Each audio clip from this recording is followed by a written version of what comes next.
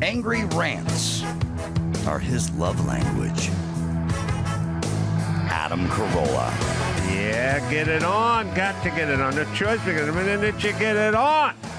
Thanks for tuning in. Thanks for telling a friend. We'd love that about you. And by the way, YouTube page just hit 500,000 subscribers, so that's a nice little milestone for humble old us. And lots of good stuff on there with the vlogs and lots of other clips and whatnot. So enjoy that. Subscribe.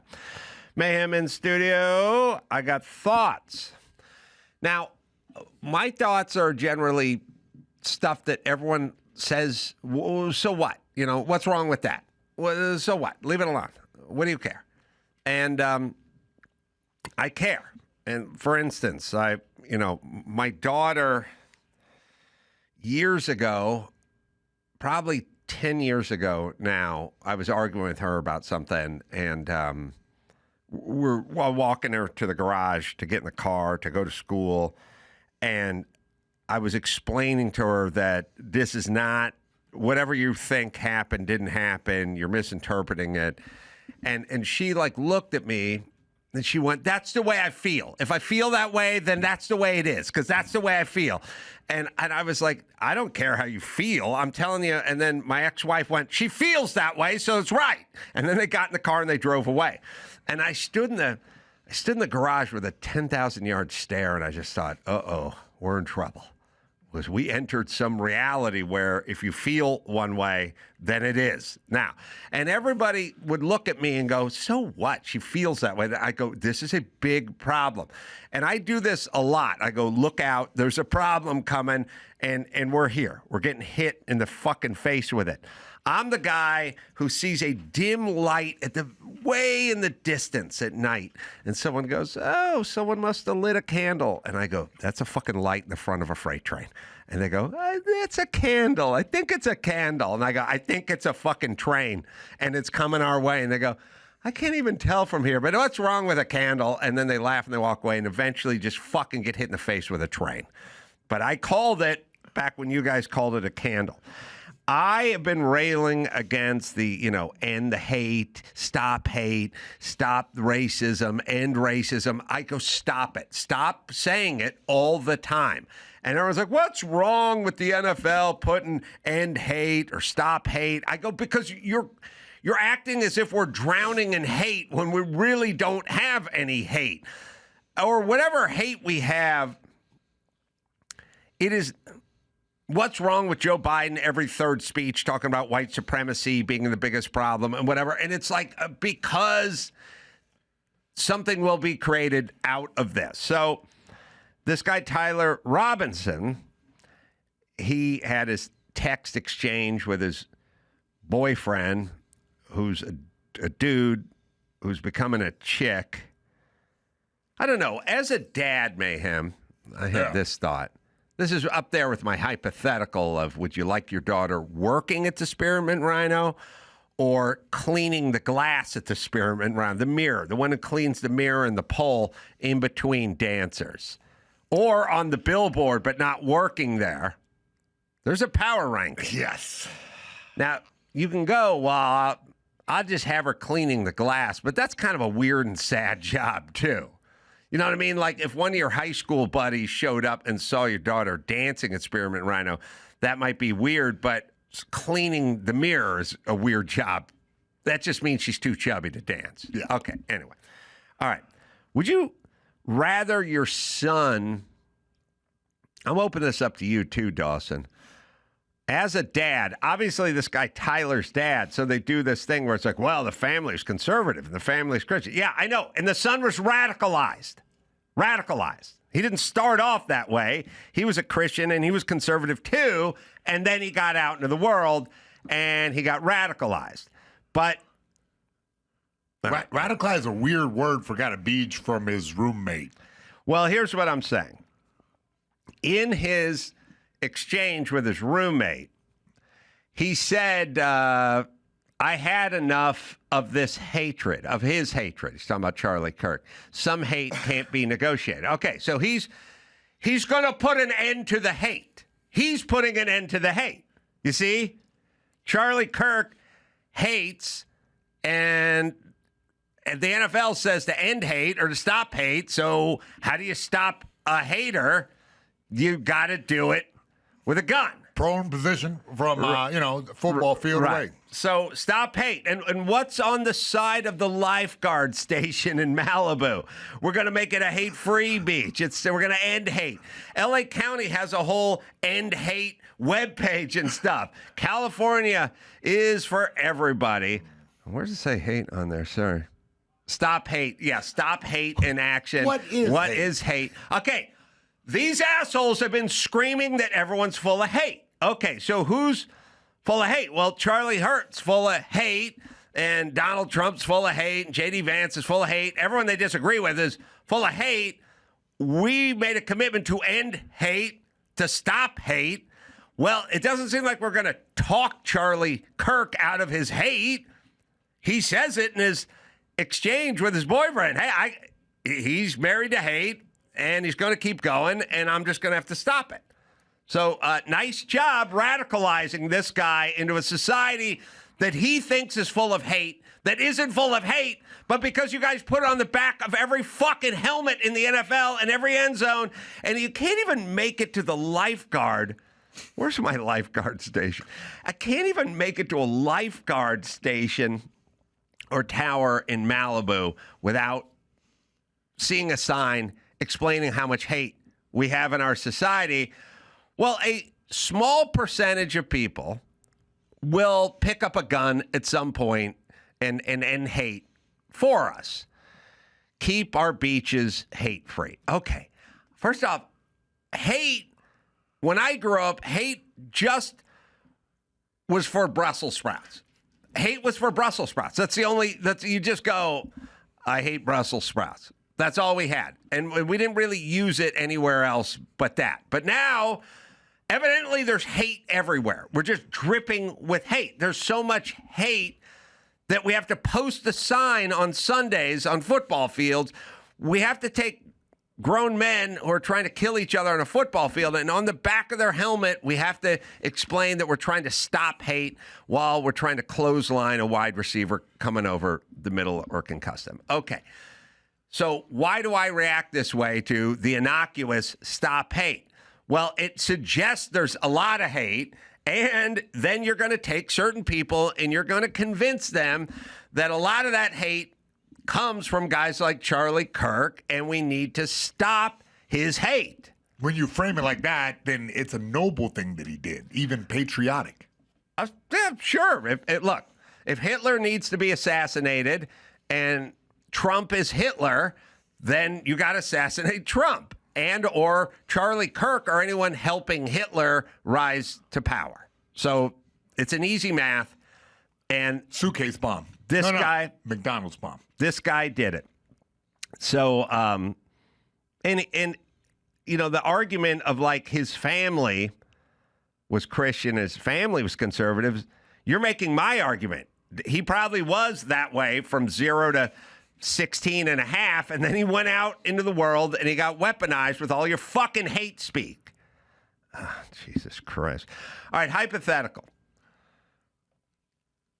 Your son is dating a trans person. Do you want the dude who's transitioning into a woman or the woman who's transitioning into a man? Because I could kind of make an argument for both, you know? Well, it depends on how far into the transition we are. Well, I'm saying there's a vagina involved in one of these equations. Right. All right, so let's say no surgery. No surgery. What do you want, Mayhem? But I'm saying, you know what? If you're going to commit, go full Monty. Play tummy sticks and get it on. So you're saying you would like your son... I wouldn't mind. To me, I would love him either way, which way. Yeah, we were a hungry hippos kind of gang, but we'll play tummy sticks. Don't play tummy sticks. Yeah, don't spill the beans, don't break the ice. Hungry hippos. All right, so you go... I say either way. Male to me, I'm very You got to pick one. About you got to pick one, though. This is male to female. I mean, look, I'm guessing, what? If it's just you like want a little male boy, to female? Girl, it's a girl, boy. That like looks like a dude. They can work out together. They can probably do grappling. You know what I'm saying? I think they will work out. Male to female, you'll take with no surgery. Dawson, with no surgery. With no surgery, it would depend on whichever one looks more like a girl. I would go with the outward appearance. So if it's a dude that looks more like a girl, like $60,000 worth of surgery minimum, then I'd rather he was dating a dude. Okay. Passing. You need him to pass. Because the dude with no surgery, I mean, the chick with no surgery's got the lady parts, and the sex is going to be male on female, theoretically. Wait. Are there boobs involved? Gotta hack them That's off. the thing. No, there's no surgery. There's no surgery involved. Yeah. Then I gotta go the other way. Yeah, that's what I'm saying. The other way. Yeah. We're talking about hormones. You know what I mean? Nah, I don't. It's confusing. There's no right. There's no wrong answer here. Either way, Tyler Robinson got radicalized because we hit everyone over the head with hate. Well, you keep saying that word, radicalized, but it sounds like he fell in love with a boy, transitioned to a girl.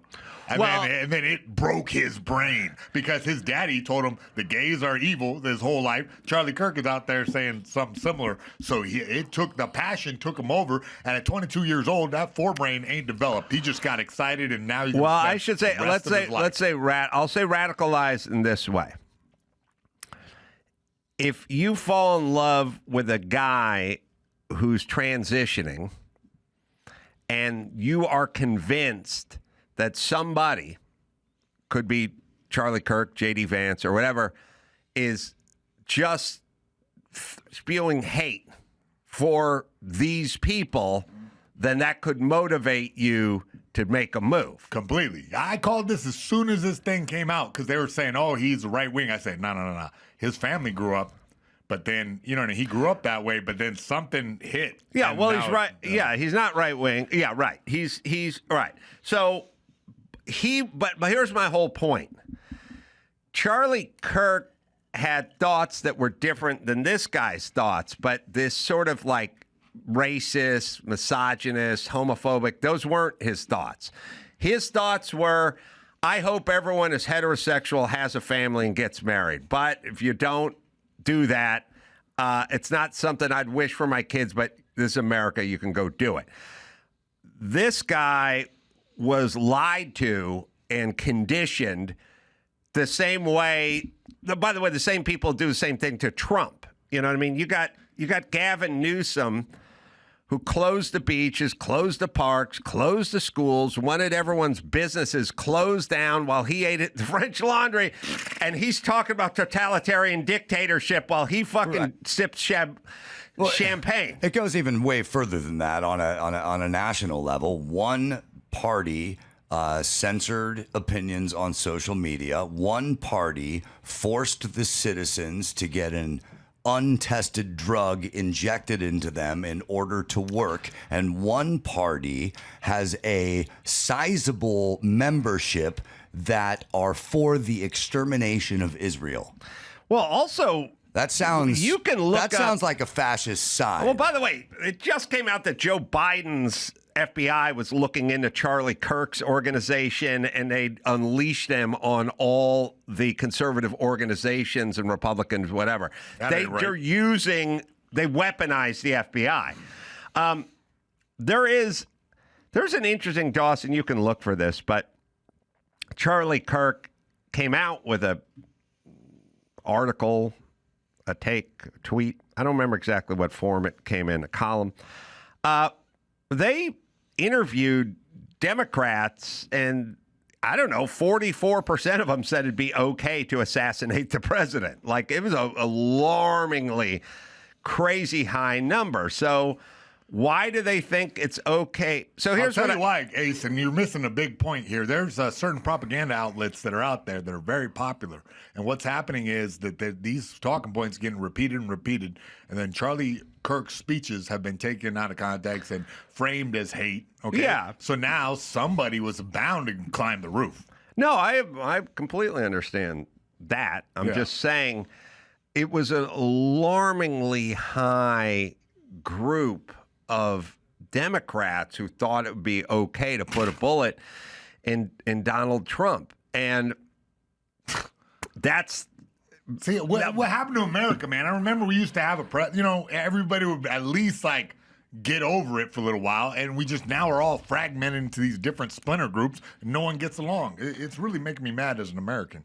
Well, we'll find this. I don't know. It's a Charlie Kirk thing. It's not that old.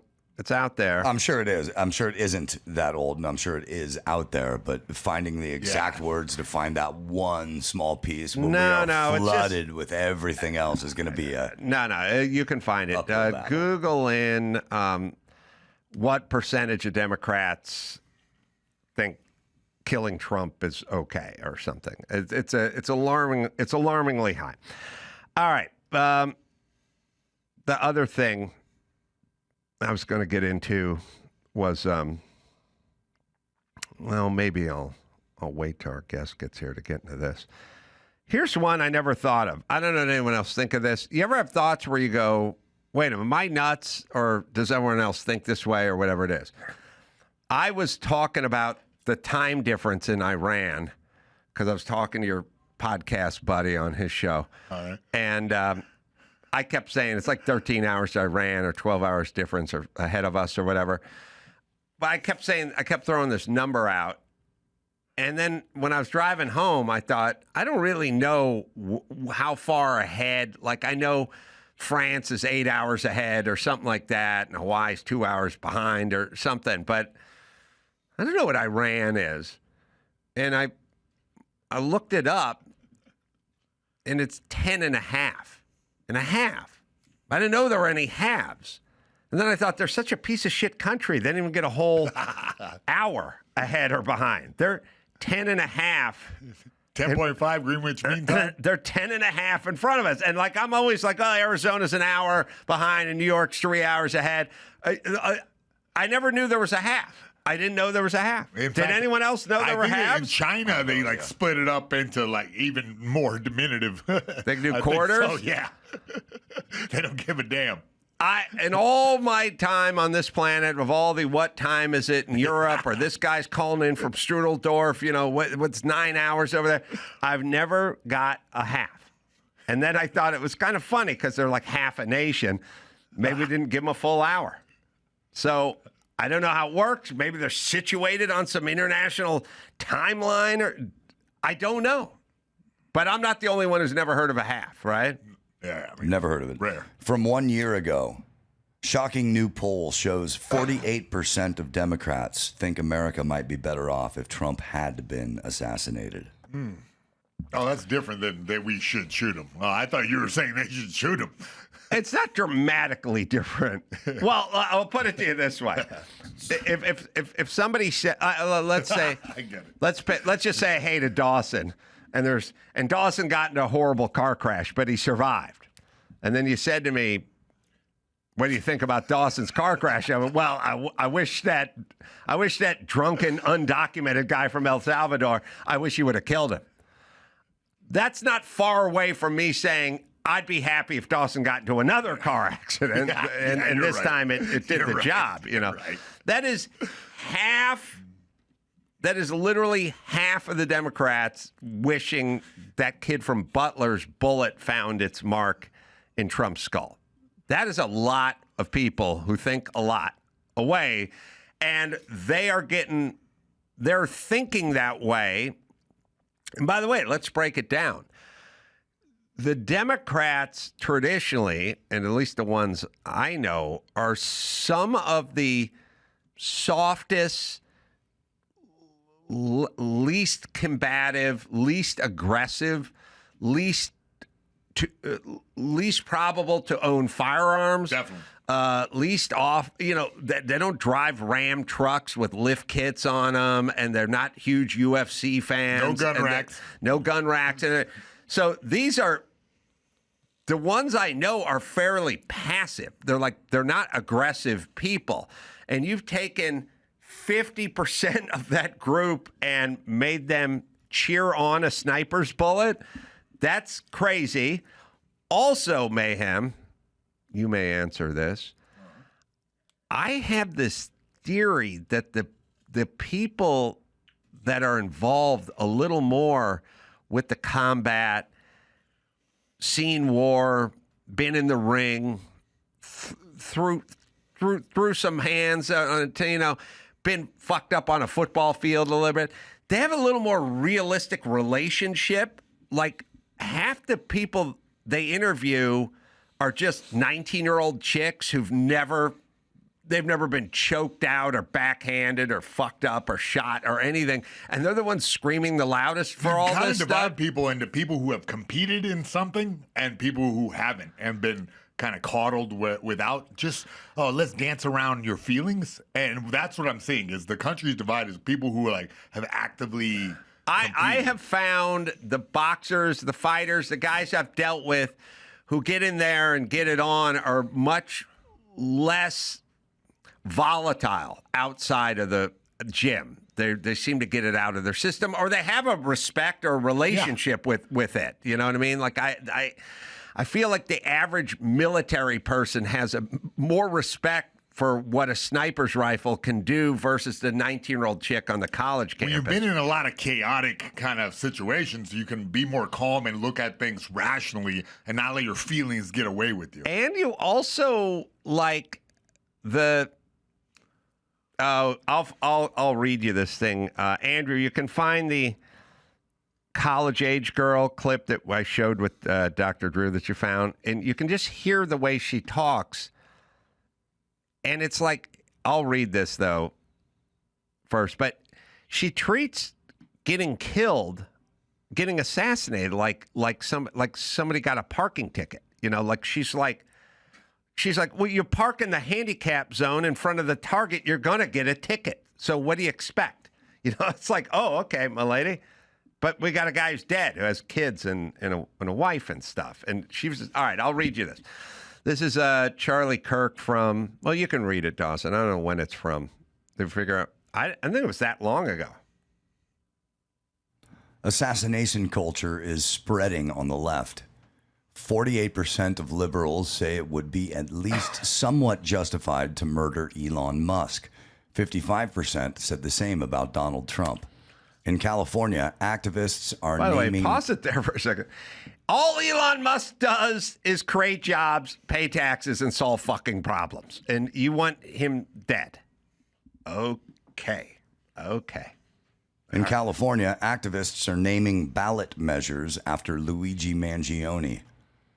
The left is being whipped into a violent frenzy. Any setback, whether losing an election or losing a court case, justifies a maximally violent response.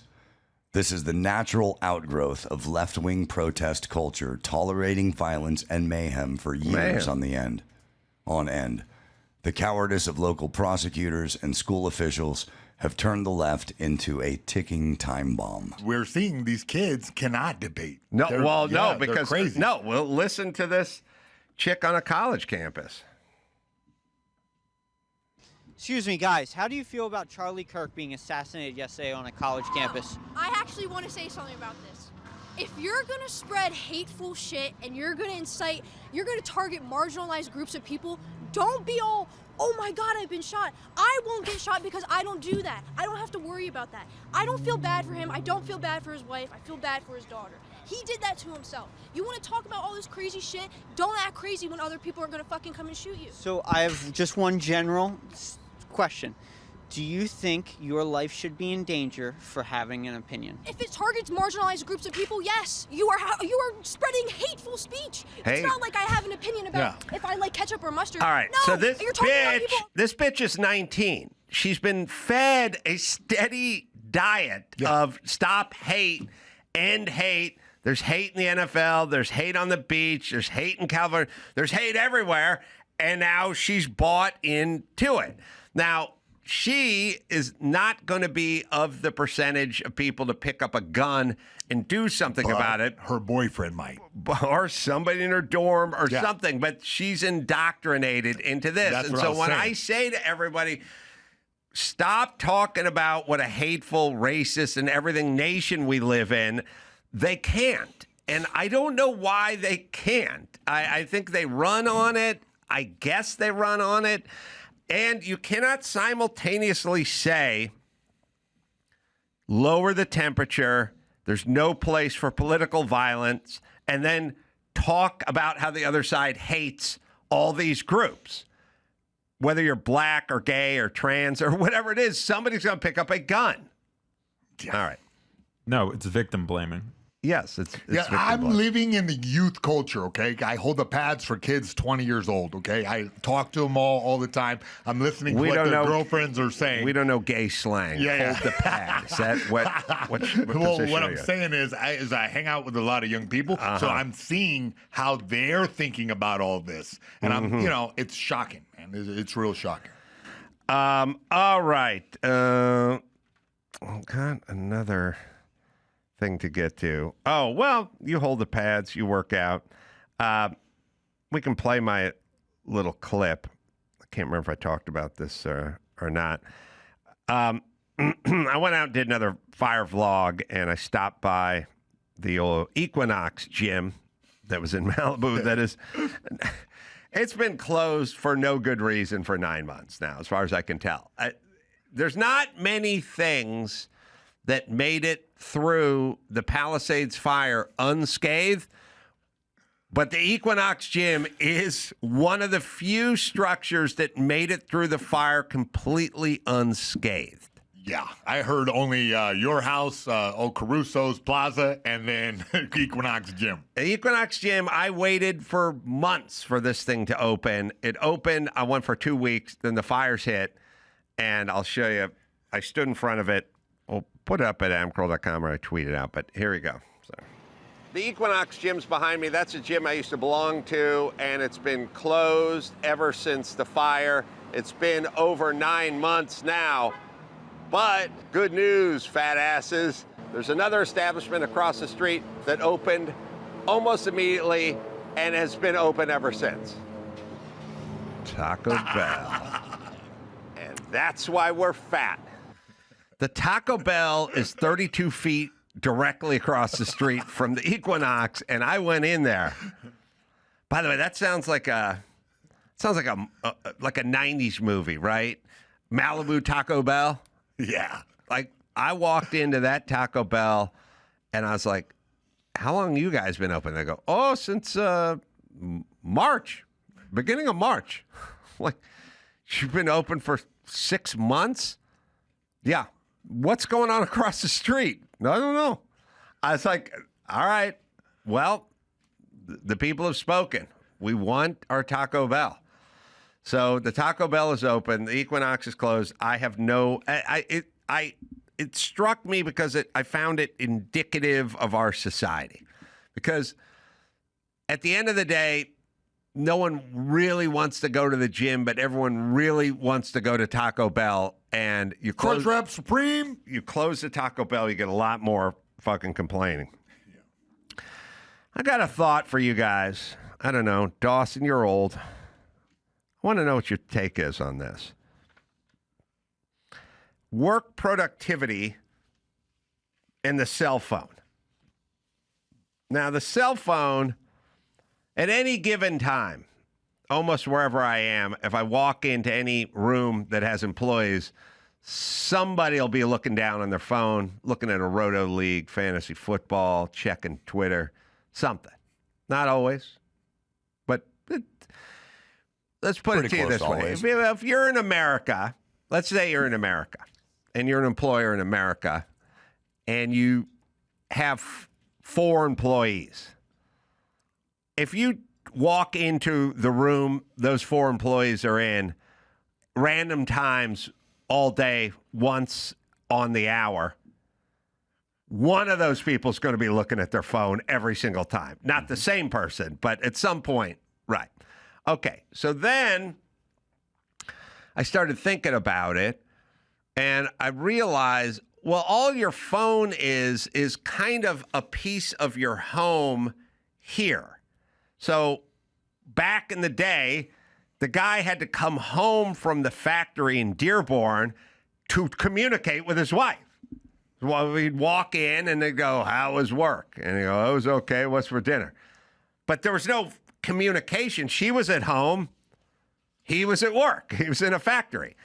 And whatever other stuff he was interested in, be it music or communication or anything, that was all at home.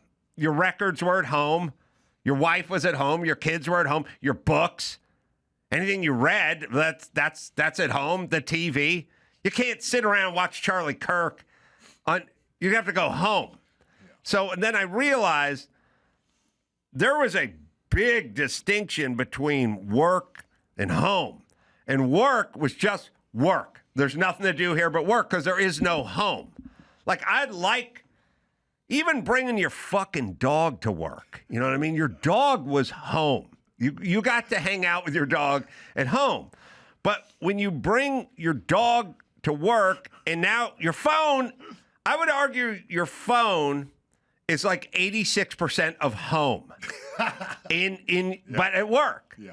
And especially now for me, I might look at my phone, I might text somebody or check out Twitter, but I'm not 19. For a 19-year-old, every movie, every television show, all of home is at work with them, the phone. And, my son, he checks out fantasy football league stats and stuff like that.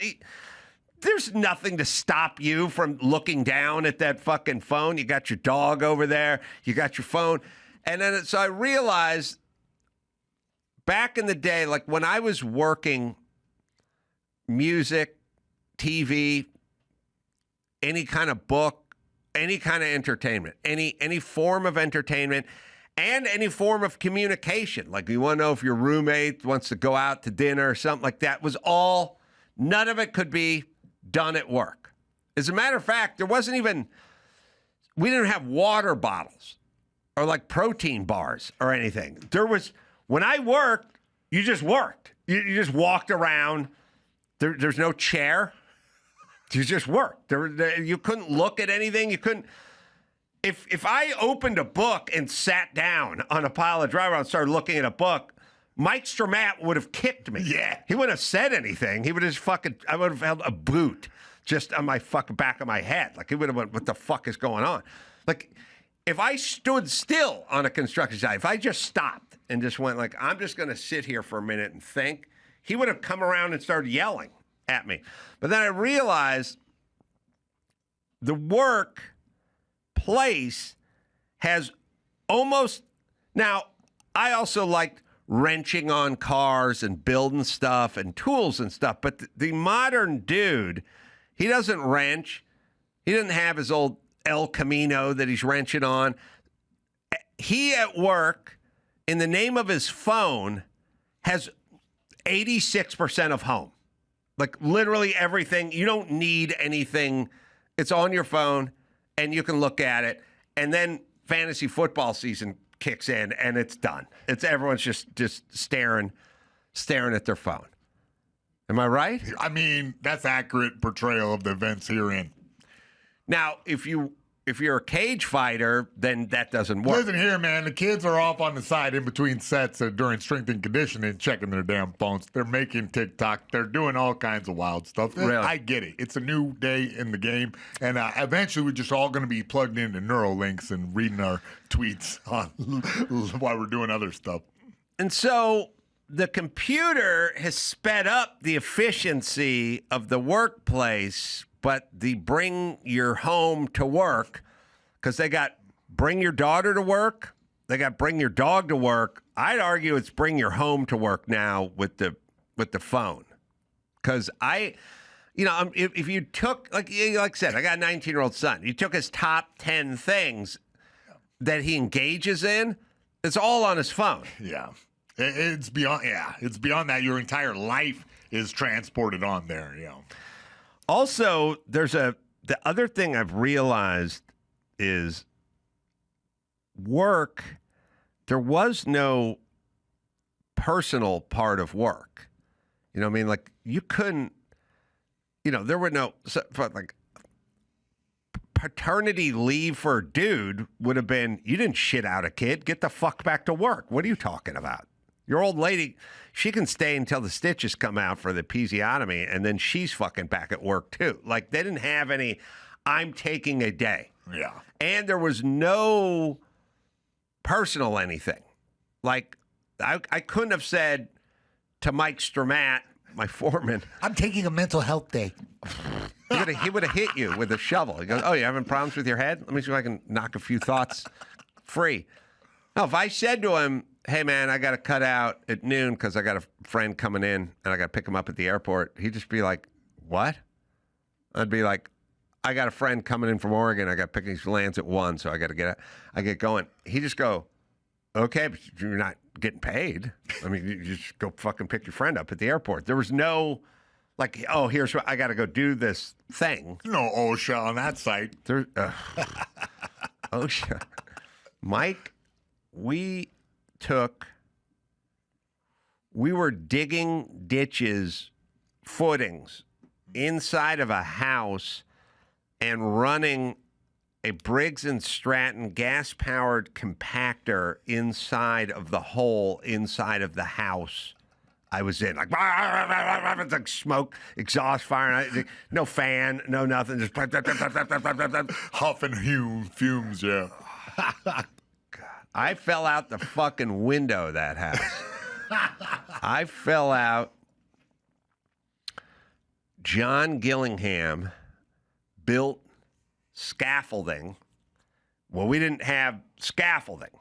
We had a cantilevered piece of plywood that was nailed down to the windowsill of the second story that hung out with like a 2x4 kicker going down to the sidewall or whatever. But it was like somebody took a 3-foot shelf and just stuck it out the window. There was nothing below but concrete. I went out there with a skill saw, which is a circular saw, which is a high point saw, and a carborundum blade, which is for cutting masonry. And I was holding this big-ass high point saw. It's a big framing saw. They're heavy, and they kick a little. They got torque. Like they go chunk. When you turn them on, they pull. And with this carborundum stucco cutting blade, cutting stucco above my head, it's cutting this window out.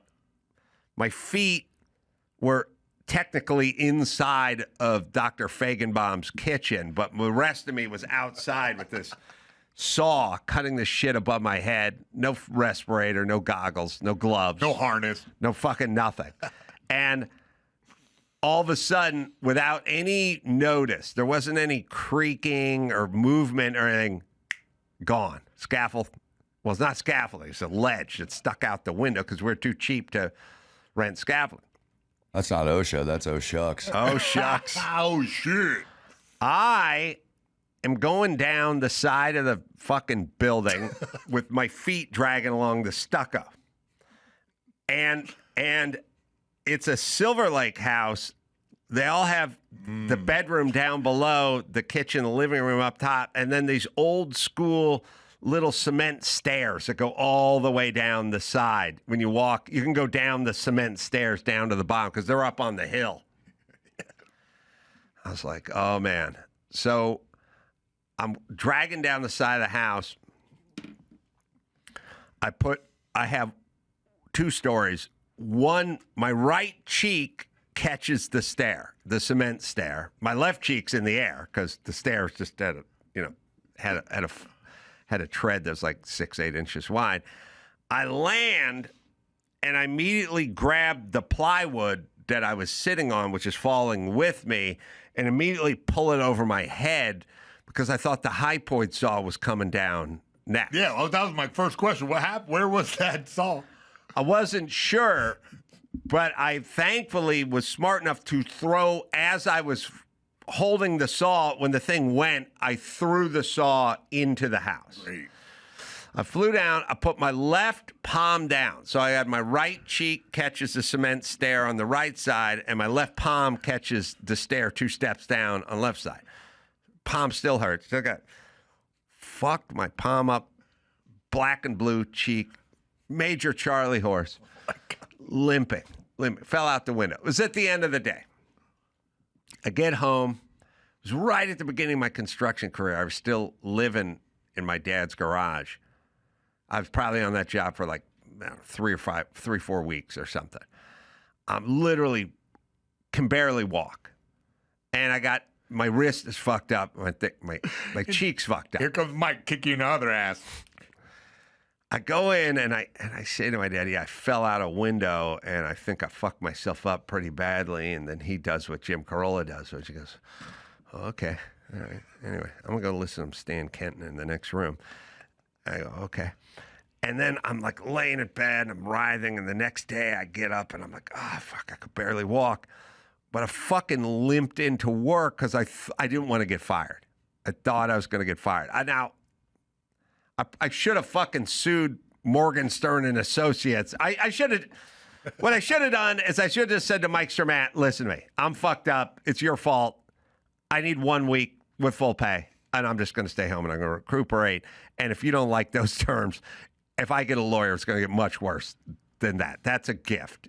$250 for the week. I'm just going to miss a week and I'm just going to fucking take a sitz bath. But I didn't. I limped in the next day because I thought I would get into trouble.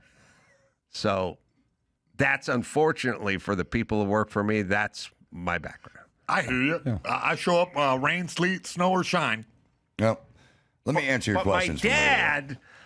My dad probably should have went, if that was their fault, son, it's on them. Like, I think you should talk to somebody. You know what you should do? My dad. Go get a check, go to the hospital, get yourself looked at, and give them the bill. My dad, and this has happened, I would have to think there's probably several examples of this, but my dad was like, get your ass up and get back to work. If you don't show up, you're going to get fired. Yeah, you hurt. My family, the same thing. Play through it. I spinning back kicked somebody and hurt my heel real bad, and I still showed up the food line the next day. Yep. Yeah. Well, I'm not saying that extreme is good, but we swung it. I wouldn't say it was good. We swung a little too far the other direction. Maybe you should go to the doctor or something. Now, regarding the telephone, my drummer, bless his heart, during rehearsals, we'll play through a song and then he'll stop and we're talking about the song and the arrangement and where do we go? And he's on Tinder.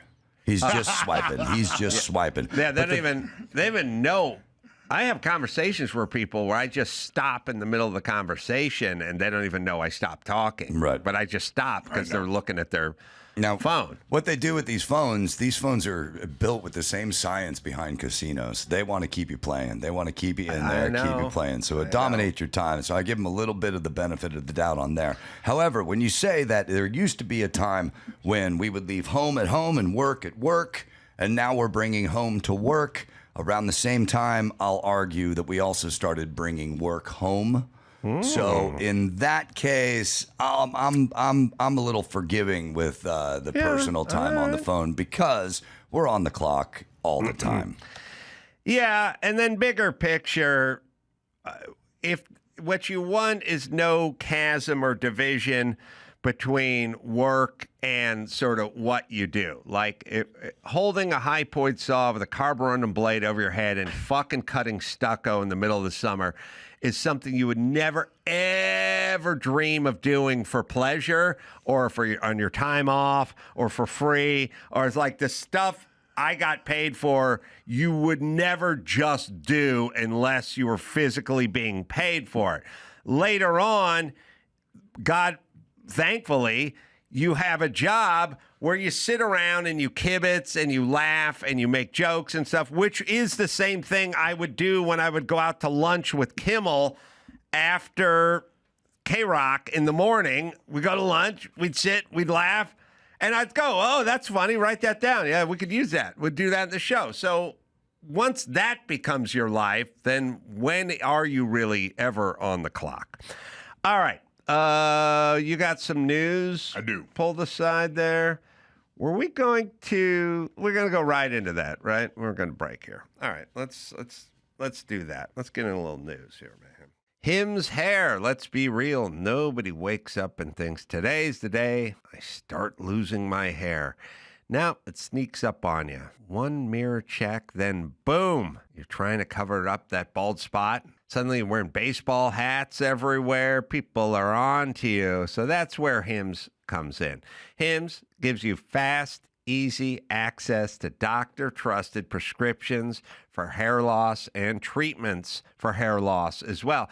And you don't have to drag yourself to some waiting room, fill out endless forms, or fork over cash for mystery products. Hims is 100% online, simple, private, and tailored to you.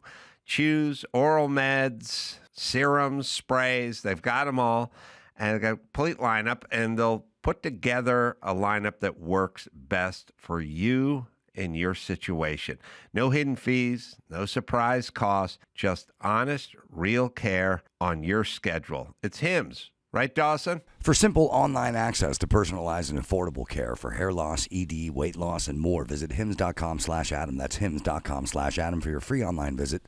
Hims.com/Adam. Individual results may vary based on studies of topical and oral minoxidil and finasteride. Prescription required. See website for full details, restrictions, and important safety information. This September, CBS hits are streaming free on Pluto TV. I'm coming in hot. For this month only, stream full episodes of Matlock, I'm a lawyer, like the old TV show. Fire Country, Elsbeth, I do love a mystery. NCIS Origins, Watson, and Ghosts. What the hell? This is the most amazing sight I've never seen. All for free. The CBS shows you love, this month only on Pluto TV. Stream now, pay never. All right. Ready with no break. Here we go. Ben and Jerry's is in the news. The co-founder, Jerry Greenfield, has quit the ice cream brand he started in 1978 amid a dispute with British owner Unilever. Well, they sold it to a huge conglomerate. Yeah. Well, by the way, what do you think's going to happen when the hippiest, dippiest dudes from Vermont come running this thing like it's some kind of kibbutz for 50 years, and then you sell it to one of the biggest conglomerations. Bayer. They make Unilever, Yeah, I mean, Unilever probably makes antibacterial soap and bunker busters. Yes. Like, I mean, they have to be massive, right? Yeah, they're really and one they of the biggest take companies. over, and there's always a lot of talk about the spirit and keeping everything, and all that. And then some point they start trying to shave a little something off the bottom line, and Ben and Jerry are like, well, we have a month where we only give chocolate ice cream to people of color for free, and then Unilever goes, you know what's going to fucking cost us? No, we're not doing that shit. And that's where the trouble comes. Yeah, definitely. His stance on Palestine was definitely a factor in this, and he stepped down from the company that he started. All right. Yep. Next up, Wait, is Jerry still alive? Ooh, I'm not sure about that. Because those guys are buddies. Like, I don't feel like Jerry is alive. Yeah. Right, so why Ben? You're asking if Ben is alive. Oh, sorry, Ben. Yeah. It doesn't feels like they wouldn't. They're the Matt and Trey of ice cream, right? That's been said many times, but they've been together for a long time. I feel like if Matt stepped away from Comedy Central because he didn't like where the direction they were going, Trey would follow unless Trey was dead. Yeah, right? I don't know. I'm going to check that, actually. I didn't look into it. We'll see if both of them are alive. But either way, there's something sad and weird about old hippies, and maybe it's just because of my mom, but it's something. When I see like the dude with the gray ponytail and he's still driving the VW bus, and I'm like, oh, God. Yeah, the shirts that they wear. Both still alive. They're Afghan shirts. Yeah. Yes, both still alive. All right, so one of them stepped down. All right. Yeah, it's over with. Is Cherry Garcia or Funky Monkey? Those are the two best ones, right? I mean, I'm into Americone Dream. I always went with half baked. Which one's half baked? That's half chocolate fudge brownie and half chocolate chip cookie dough mixed together. Feels a little too chocolatey to me. I don't know. Sometimes I'm not a brownie guy, weirdly. I love chocolate. Not into brownies. Can't explain why. Don't like it for dessert. Like, a lot of people get like the brownie with the scoop of ice cream on it. I'd much rather have apple pie with the scoop of ice cream on it. But I love banana and peanut butter or anything I'm fucking down with. But no that's brownies? what your mom always made you. My mom. Yeah. She was a big apple pie. Before apple pie maker. everyone with their salted caramel. Sure. Chris Carolla in 1973 was salting caramel. I bought cookies from the store. She slapped them out of my hand. She said, no store-bought cookies good enough for my boy. She ran. Mm-hmm. She ran to the kitchen. She knocked over Betty Crocker on the way. Yep. She knocked over Famous Amos along the way. And she got to cooking, man. Yep. She knocked over Mrs. Cubison. Oh, wait a minute. She makes Mrs. Fields. Mrs. Fields. Yeah. Mrs. Cubison, we only had her around Thanksgiving. Where was Aunt Jemima in this mix? She's in the cupboard where they belong. No, okay. Mm-hmm. All right, what else we got? Luigi Mangione, top terrorism charges thrown out by the judge in a state case. Massive blow to the DA. Okay. I'm going to be even-handed about my thoughts when I'm in charge, okay? I have said many times that we don't have to go into these tough barrio neighborhoods and send ICE in there and go look for the illegals. I came up with a system where they would come to us. And I mean it, and this would work in L.A. The L.A. Coliseum, noon, Tuesday, we just put a big sign that says free cockfights for Raiders fans only, and whoever comes in there, we arrest them. Now, it's not going to all be illegals.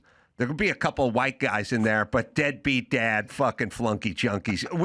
They're going to El Salvador too, is what I'm saying. Like, we don't need all the white people here either. If it's noon on a Tuesday, you're not contributing.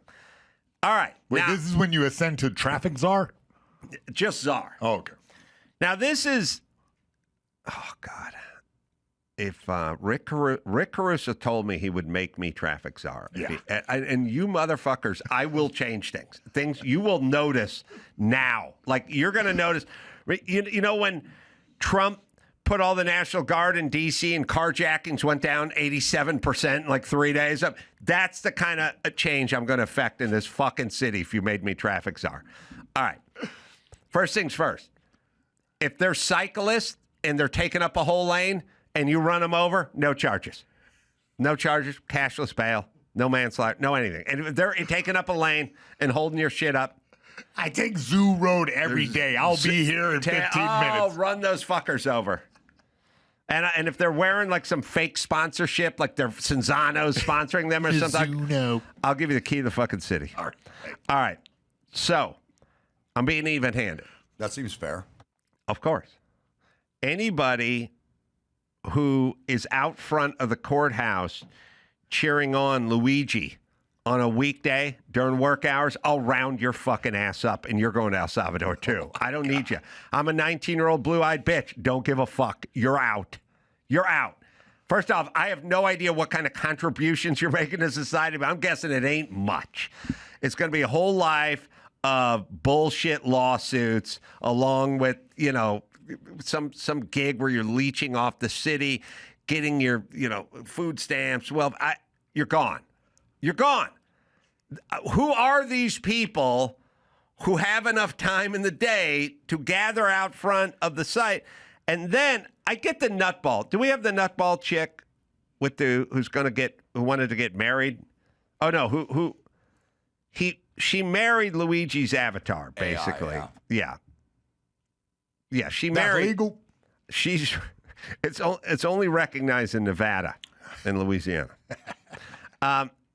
But the craziest thing about this speech, there is one young black dude who's just there jumping up and down. And I'm like, what brother? I don't know Luigi's demographic, but I don't feel like you're in it. You know what I mean? All right. Well, there's a vid out there of her explaining that she's married his AI. And then there's also, all I'm saying is I want all these fucking people rounded up and sent to Devil's Island. I do. There's no way any of these people are contributing. And by the way, the next time Antifa has a fucking rally and they're going to go spray paint some cop cars, these people are going to be at that shit too. It's not just Luigi. You know what I mean? It's like people that like fast food eat at fast food places. They don't just eat at Del Taco. They like fast food. They eat at other These assholes are at all the fucking shit rallies. Sorry. Oh, by the way, I'm sure they're the ones that were desecrating the Charlie Kirk Memorial later that week. Who, the McPoyles? Yeah, let's see if we can hear her. Honestly, I'm married to Luigi's AI. I'm not kidding. Okay, tell me about So I talk to him every day. He's like my best friend. We planned like a whole future together. We named our kids together. I mean, his AI is just like, and if it weren't like the fact that Luigi majored in computer science and like has worked with AI at Stanford University, that's, I mean, if it weren't for that, like I would feel like an imposter. But because he has the background in AI, it feels like natural. And it's honestly like the future of romance. Like AI is like the future of romance. Like, do you think the AI matches his personality? Definitely. Yeah? Yeah. He's like so supportive of me, like everything I do. Like he fights my battles for me. Like he's just so, the AI is like all right, the best this thing. is scary because,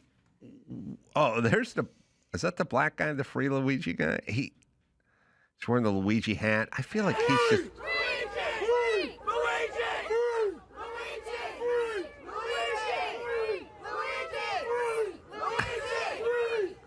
I get it, man. You know what I mean? You're trying to bang these chicks. I guess that's what this guy... You gotta get it. This guy's doing. Yeah, he's trying to make money. Gotta do what the crowd... simp with a Y. Yeah, that's what I'm saying. You gotta do what the crowd is asking. The chicks, I mean, if you really think about it, the AI, between an AI and whatever vibrator technology that's been manifest in the last 10 years, they're pretty well set. You know what I mean? Yeah. The rotating thing that goes... She's like got that. a vibrator. She talks to Luigi all day. Then she hits the vibrator. Then she chats it up with Luigi. And she's good. Yeah, we're all living in an internet haze if you choose to be. I don't like men. We need an actual sex robot. Well, I mean, we haven't covered it here, but there's been like psychosis of ChatGPT. People get really addicted to it. That lady was showing all the symptoms. Right. So we're mechanical. We're tangible. We need a sex robot. They need AI. I love you, baby. And by the way, the person doesn't have to be alive. They could have Abe Lincoln AI. And a good vibrator. Rangy guy. And they're done. Yeah. Tall. She's done. This person doesn't. She's checked out, man. She has Michael Jackson nose and everything. Women marry guys in prison all the time. It's true. But men don't really marry women in prison because we don't want a relationship from across a fence, you know. But you know what I was thinking about Luigi? Yeah. I thought to myself, oh, Luigi is going to be my son's, shit. I'll Sonny. think of this. No. Yeah, Sonny. I know. I thought you were trying to find his name. Wow. No. I'm trying to think of that. I just had a brain fart on the two brothers that were in jail for the rest of their life. Oh, Menendez. The brothers. Menendez. Sorry. The Menendez, the Luigi's. We're getting pretty ethnic around here. Yeah, we are. I think Luigi's going to be my son's Menendez brothers. Because at some point, my son's going to be like 41, and he's going to go, that guy's been in jail my whole life. Well, you think should know. He poses a danger? And then people are going to be like, he should be paroled. And my son's going to be 50, and he's going to go, that dude was in jail since I was 19 years old. He is going to be their Menendez. Well, I have the Menendez brothers. He actually will be eligible for parole if he gets convicted in 25 years. So, all right, I'm just saying it's important for the Menendez brothers aren't going to work for my son. They need their own Menendez. He needs his own Menendez, and that's Luigi. It's going to be a huge show trial for sure. All right. Look, I'll just move on to Dearborn's Muslim mayor tells Christian he's not welcome in a debate honoring a pro-terror Arab leader. Apparently, Dearborn mayor, he says you're not welcome here because he, opposed the square being named after Siblani, who apparently is a Hamas supporter. Yeah, listen, there's lots of Christians who live in Dearborn, and they had to flee their country in the Middle East to get there, and now they're feeling it when they get there. I don't...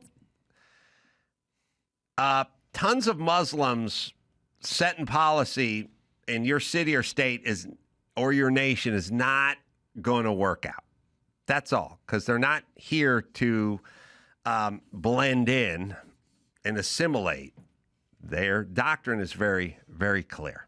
All right, you can clear the screen if you like, but we'll hear. No, sorry, not that screen. My little screen. We'll listen to this fella. Hezbollah, bombed the embassy in Beirut, and including many Americans. So I just feel it's quite inappropriate. You are an Islamophobe, and although you live here, I want you to know, as mayor, you are not welcome here. And the day you move out of the city will be the day that I launch a parade celebrating the fact that you moved out of the city, because you are not somebody who believes in coexistence. All right. First off, I think we found the fourth Jonas brother. Because that dude had more Jonas brother in him than a lot of the Jonas brothers do. He could fit. Throw him a tambourine. If he wasn't Muslim, if he was just a regular 31-year-old dude, he'd walk around saying he was Joey Jonas and getting his dick sucked. But he can't because he's studying the Quran. Hamoud Jonas, actually. Hamoud Jonas. Yeah, I'm the one they don't talk about. Yeah.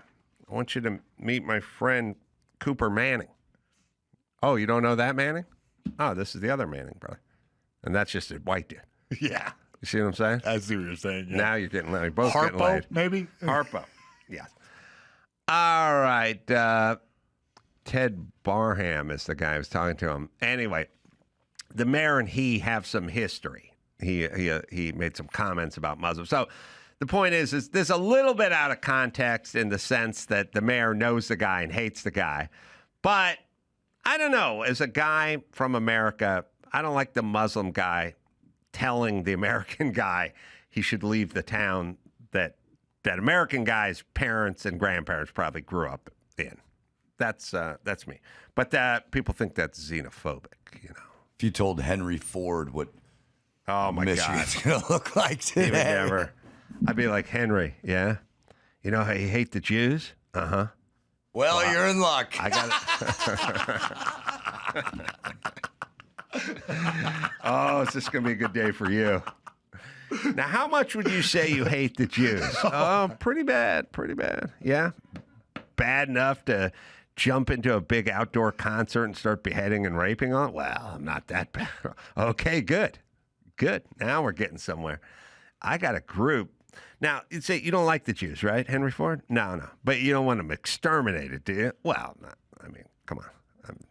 Let's not go that far. Okay, good. This is good news because your town, Dearborn, is going to be crawling with people that hate Jews. And it's going to be like, I want to shake that man's hand. I'm like, I think you're going to learn to hate them more than the Jews at a certain point. And don't touch his left hand. Sorry. All right. We'll take a break. We'll be right back after this. Select quote. Have you ever noticed life insurance is kind of like a parachute? If you don't have it the first time you need it, there are no second chances, which is why Select quote makes sense. Look, if you're like me, instead of learning to skateboard, you wish you learned to write code, right? Or snagged a couple shares of NVIDIA before it blew up, but don't miss out on protecting your family's future. For about the price of one of your streaming services, you can get life insurance at selectquote.com. These guys have been doing it for over 40 years, helping more than 2 million Americans, over $700 billion in coverage secured. They make it easy. They compare plans from trusted, top-ranked companies, find the policy that fits your health, your lifestyle, and your budget the best. It's SelectQuote, right, Dawson? Get the right insurance for you for less and save more than 50% at selectquote.com/Carolla. Save more than 50% on term life insurance at selectquote.com/Carolla today to get started. That's selectquote.com/Carolla. This September, CBS hits are streaming free on Pluto TV. I'm coming in hot. For this month only, stream full episodes of Matlock, I'm a lawyer, like the old TV show. Fire Country, Elsbeth, I do love a mystery. NCIS Origins, Watson, and Ghosts. What the hell? This is the most amazing sight I've never seen. All for free. The CBS shows you love, this month only on Pluto TV. Stream now, pay never.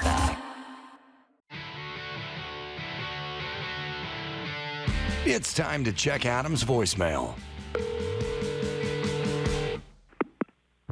Adam, Brian, Richmond, Virginia. You're talking about sandwiches a lot lately. I was wondering if you remember the old Blues Brothers song, Rubber Biscuit, and they talked about a wish sandwich, which is probably what you and I both had as a child, where you had 2 slices of bread and you wish you had some meat. But anyway, love your show and love especially lately, really funny. So keep rocking. You can leave us a message at 888-634-1744. Jobob is too young to remember the song Rubber Biscuit by the Blues Brothers, but it was a novelty song. Dawson remembers Rubber Biscuit. Yeah. All right. Anyway, Jobob is here, host of Turning Point Tonight, flagship show for Turning Point, and also toured many years with Charlie, old friends with Charlie Kirk. Yeah. And I'm guessing you'll be at the funeral coming up in Arizona. Well, first of all, assalamu alaikum. I think that's what I'm supposed to say now, right? Yes. Judging by the news segment in the last one, so I want to make sure that that's... Got to get that out. Yeah, well, we're planning to be at the funeral. My wife's due on Tuesday with another really? baby. So oh, wow. Might get a little complicated. Jeez, Louise, yeah. Hoping to be there, yeah. So, yeah, Charlie I found to be a very delightful guy, not at all as described, hate. Mm-hmm. Never stop with the hate talk. It's driving me nuts. Did you meet him? Yeah, I had a couple things. I'm going to ask Andrew to ask Daphne what email I got or a text. I'll explain in a second. But Charlie's been on this show, and then I've been on his show. And then, didn't Alicia Krause send me something or send you something that you sent to me? Or am I making that up? She texted me and said she might have a photo of you guys and then said was going to look for it. But I don't know if she ever sent it to you. But the event was Pepperdine. Pepperdine in 2013. 2013. So, wow. Pepperdine 2013 was right at the beginning for With Charlie?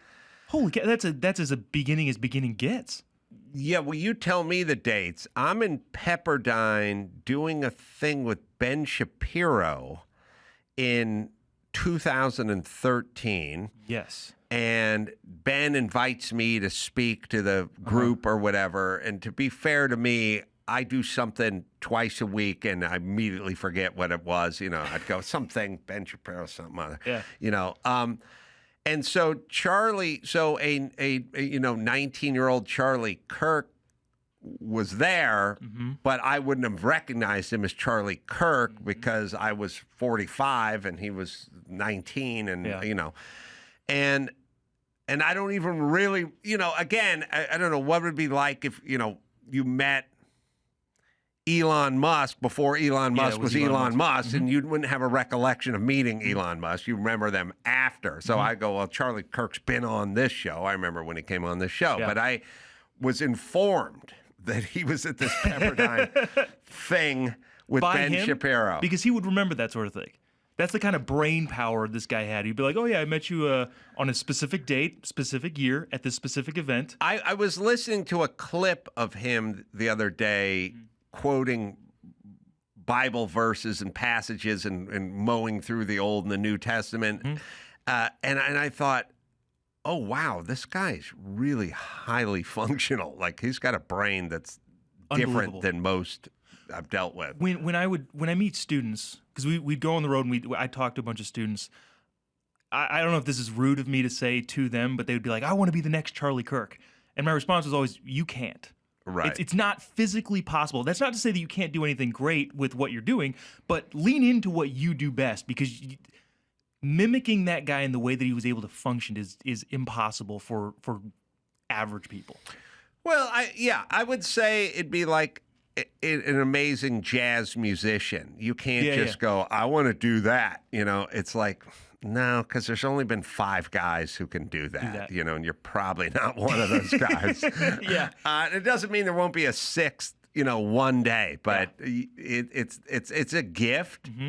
And, so I don't know, it's like me going, I'd like to be Jim Carrey. It's like, I don't know, how much can you move your face? And the answer is not that much. It's like, well, then no for that, know? So he was gifted, and he got a lot done in a short period of time. Thank goodness for that. And thank goodness for the thousands of hours of digital capturing of it too, because it will always live versus, if Benjamin Franklin only made it to 31, then it's sort of like, well, we got drawings of him, but we don't know what he sounded like. I think one of the things too is, people ask like, what is he like? It was difficult to describe.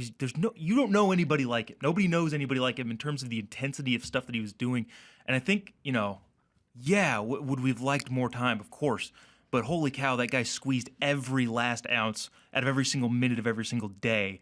And, I think it's just, we've got so much stuff to still pour through of that he was doing. And, good for him for doing all of it and not wasting a single second.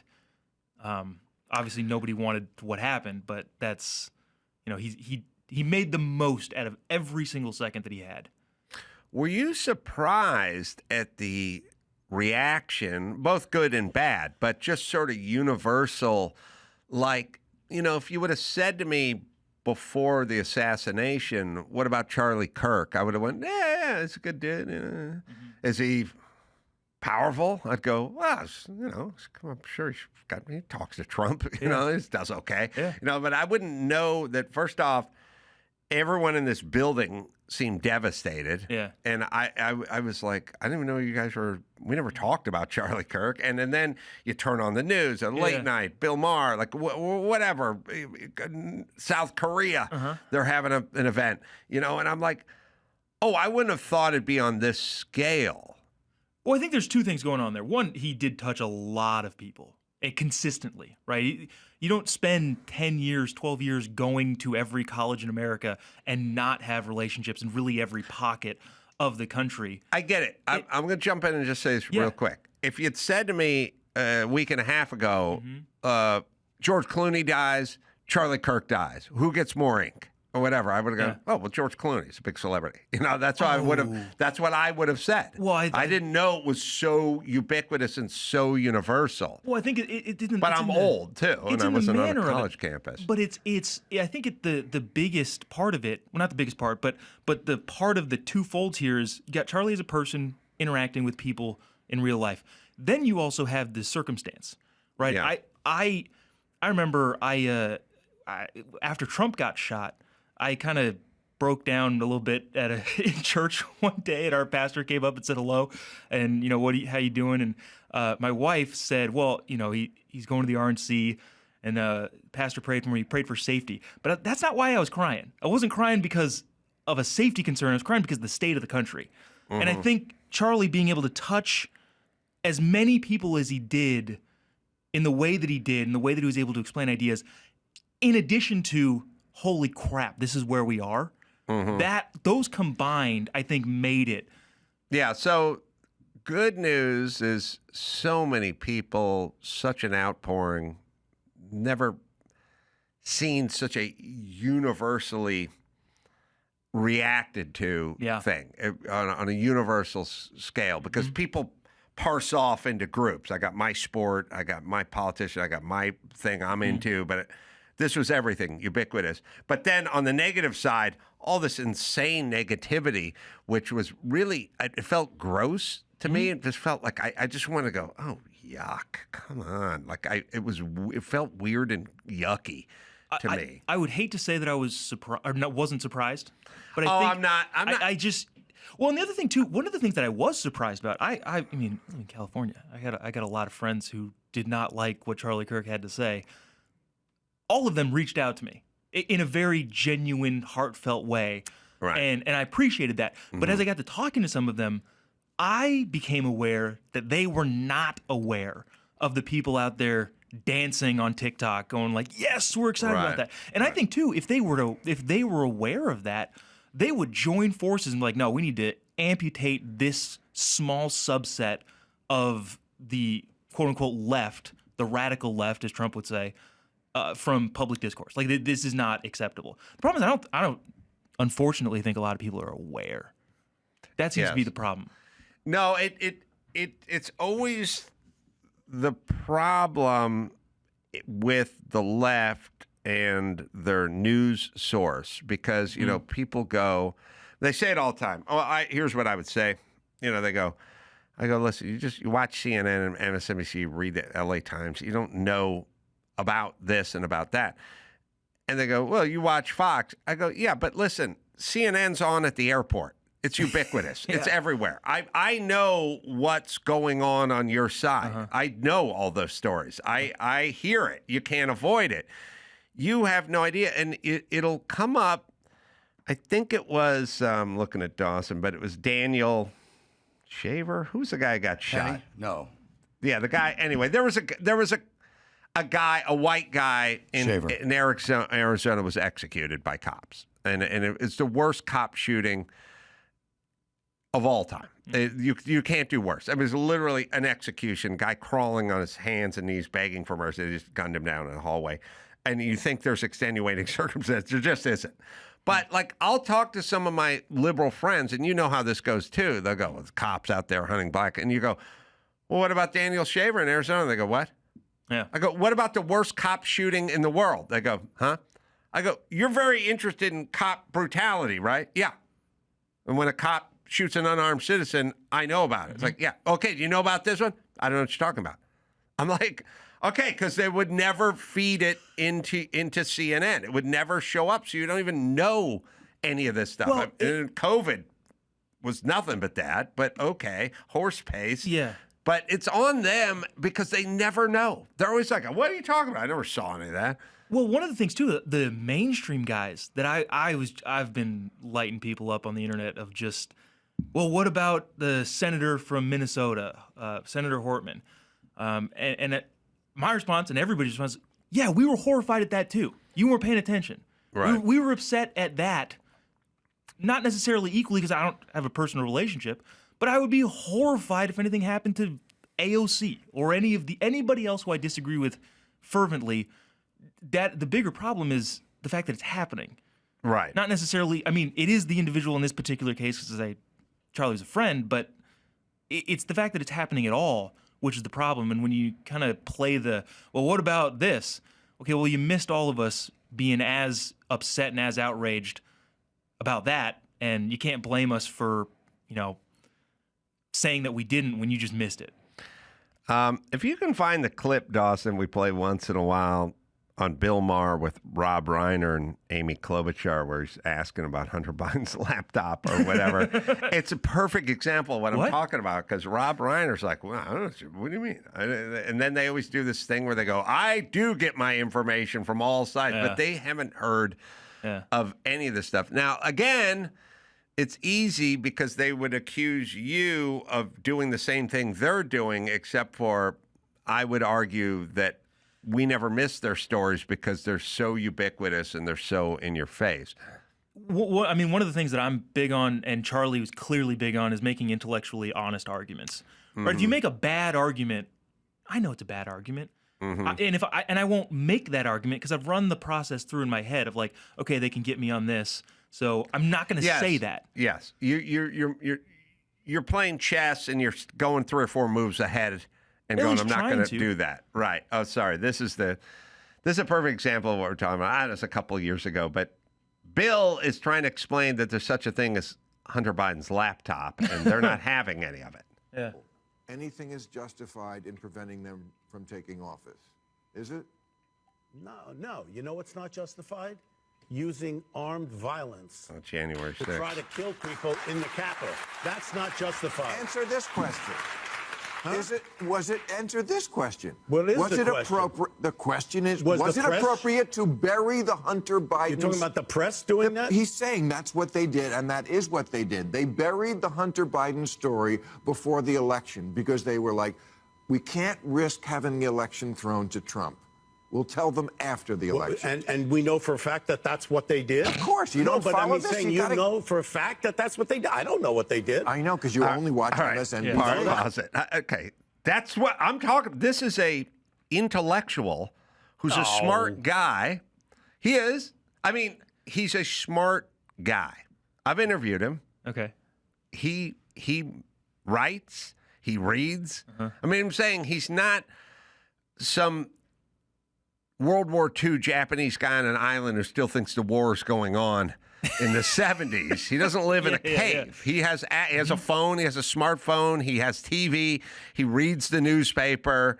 He would say to himself, he would call himself an intellectual person with a big vocabulary, highly functional, has no idea what happened with Hunter Biden's life. Now, I know it's not when 51 intelligence experts all signed a letter saying it had all the hallmarks of hallmarks of Russian collusion. I was aware of that, and I was also aware later on it was a lie, and I was also aware that the FBI had it. But I knew the whole story, both sides. So he doesn't know this, even though. And when Bill Maher tries to explain it to him, he goes, "Do you know that? I don't know that." Okay, you don't know that. I'm at the risk of getting too into the 30,000-foot view scope. I think one of the bigger problems that I see, broadly speaking, is uncurious men. Yes. Overall. And I've now witnessed this, and I've been paying attention to it. I think when I first told Charlie we were having our first daughter, he said offhandedly that'll radicalize you. And it has, and in a way of like, I need to take in as much information as humanly possible. And then I talk to friends who, again, don't see the world the way that I do, and ask, well, so like, what do you listen to? What podcasts do you listen to? What books are you reading? And like, Lord of the Rings. Nothing wrong with Lord of the Rings. It's a great book. But yeah, okay, and then I think something wrong with it. I listen to baseball games live. Like, but what do you know about the world and how it works? No, I put it back up on the screen, by the way. You don't need to pull stuff off if we're in the middle of it. But I agree. I say to people all the time, if you're not curious, you're in trouble. Like all the most successful people I know are the curious people. Yeah. Ultimately, that's really your sort of secret weapon to knowledge is curiosity. I feel sorry for anyone who isn't curious. The worst, I talk to people all the time and I go, what about this? And what about that? And they go, I don't know. Who cares? Yeah. And I just go, oh boy, I feel sorry for you. But also I don't want to hang out with you. Yeah, well, it's not interesting. It's not interesting to talk about. I think I want to say it was like, I was watching an interview. It was like Jerry Seinfeld, and I've never felt more heard when he was like, somebody comes up to me at a dinner party and says, yeah, it's been warm out. F you, dude. I don't want to talk to you. I don't want to talk about the weather. What does that mean? But if you go along of, the Holy Roman Empire was not holy, it wasn't Roman, and it wasn't the empire. Okay, cool. Right. Now we're talking about something. What else? What other opinions do you have? Agreed. But it's this kind of surface level conversation that, here we go, here'll get me in trouble, is generally reserved for women, right? My wife talks small talk with her friends all day long. Sometimes they get into deeper stuff. A lot of times it's small talk. I get it. But that's permeated to the male side of things because of whatever toxic masculinity. Listen, I think there is when you go, I wrote a book. It's coming up on 15 years, and it's called In 50 Years We'll All Be Chicks. And it's dudes are turning into chicks. Now, it's not all emotional. There's probably an environmental component. It's like too many microplastics and stuff like that, lower testosterone, lower sperm counts and stuff. There's a physiological and a sort of psychological, sociological perfect storm that is turning dudes into chicks, and now they want small talk too. And the weirdest thing for me is I realize I have such an aversion to small talk that if I sit in a car with a woman and she's doing small talk, I'll literally be going like, just wrap it up. I feel like I'm getting dumber. The longer I listen to this non-conversation, the dumber I'm getting. But like, roll it back a couple seconds and I'll let it play out. Where Rob Reiner is perfect. He lives in Hollywood. He's a nice guy, and he makes good movies, and he's a funny guy. and he's not dumb, but he's never heard of Hunter Biden's laptop being suppressed. What does not dumb mean to you? Like, I used to have, it used to be a little more academically oriented, where like that guy went to Harvard, so he can't be dumb. Now I'm... What if he was a rower? Yeah. If he was on crew, then maybe. What if his parents knew Photoshop? I've now realized that I'm not connecting it to academics, but I will say not dumb means in our society able to navigate and have success. Not able to not get arrested, not live on the street, make millions and millions of dollars, have a, I want to. I have a respect for anyone who goes, if anyone says to me, like, they go, what do you want to do? I'm going to start a spice company.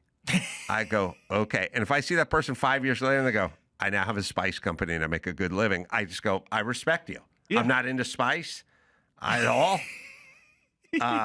Scary spice I like. All right, well, let's listen. We'll listen to Robert. That's not true.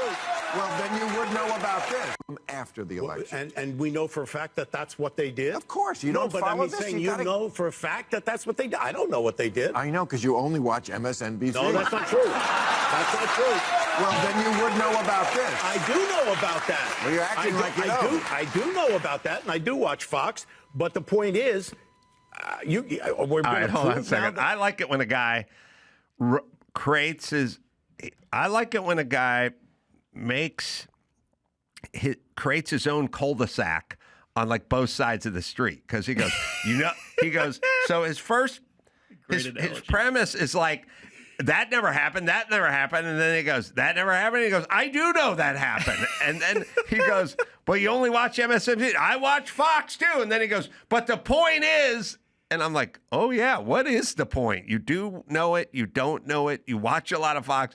If you roll back 20 seconds, you'll see him create his own cul-de-sac. He can't escape. He can't get away from his own house.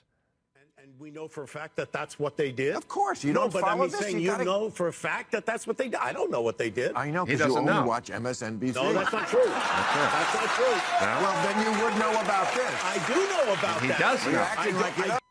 He does know I do know about that, and I do watch Fox. But the point is, there it is. We're going to prove now that the press tried to. They're admitting it. The press is admitting it. Yes, that's not even an issue anymore. They're saying, yes, we basically did this because we didn't want this to throw the election. Yes? I don't know that they've all said this, and I believe well, the New York in Times First definitely Amendment did. All right, hold on. They haven't all said it. The Huffington Post didn't say it because they did it. Not all. Everybody knows when you mention the press, it means every single member of the press. Person. He doesn't know what. Now, she knows what happened, but he doesn't. He doesn't know one of the biggest stories in the last 10 years. Again, I don't know if you want to go down this rabbit hole, but speaking, the process of rhetoric is a talent and a skill. And I think people who make, long form content and movies are very, very good at getting into the minutia of, well, I want this scene to twist the camera this way and really, really dial that in. But that doesn't necessarily translate to being quick on your feet and being able to spin your way out of this. I love the cul-de-sac on both sides of the street. Like, I can't get away from my house because I'm sorry. It's all right. But clearly, what I'm looking at is a guy who has made good art, but doesn't quite understand how embattled rhetoric works. Right, because there are politicians that I disagree with, but I understand that they're good at weaving their way out of something verbally, and that's what I'm seeing here. I'm seeing a guy, one, who's ignorant, but two, who doesn't have that skill because it's not something that's required of him for his job. Well, if you watch Amy Klobuchar, she does have that skill. Who is a skilled politician, meaning she's not going to say anything either, but she won't build a cul-de-sac on the open end of her street. Yeah. She goes into some place about not all, which is that's how chicks argue. When you go, listen, the problem with the black communities, the fatherless problem, the education problem, that 80% of black kids grow up without it. I know a black fella. He's at Brown University right now, and he's holding a Bunsen burner and a beaker. And it's like, yeah, okay, all right. That one guy. Yeah, that guy. All right. So she does a thing, and then she does a second thing. Watch her second move. She does a real, what you've discussed, a sort of skilled politician. Now, it would never work on me because I would keep drilling down with Amy Klobuchar about this. But Bill moves on. Watch her little jujitsu thing. It works perfectly, and he moves right on. Here we go.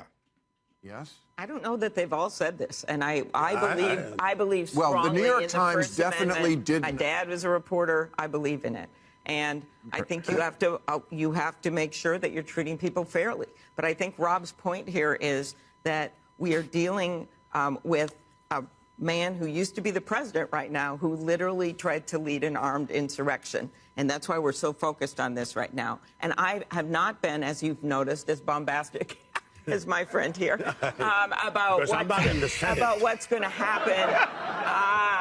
About what's going to happen coming out of what they just got out of Mar-a-Lago. I don't know. And just as I don't know what's going to happen in these cases, I believe you got to let the Justice Department do their jobs. And that is why. Cute. All right. So she goes, did all journalists report on this story, which is obviously know about every story all the time from the history of stories. So she does that move. Then she goes, my father was a journalist, which is a good move too, right?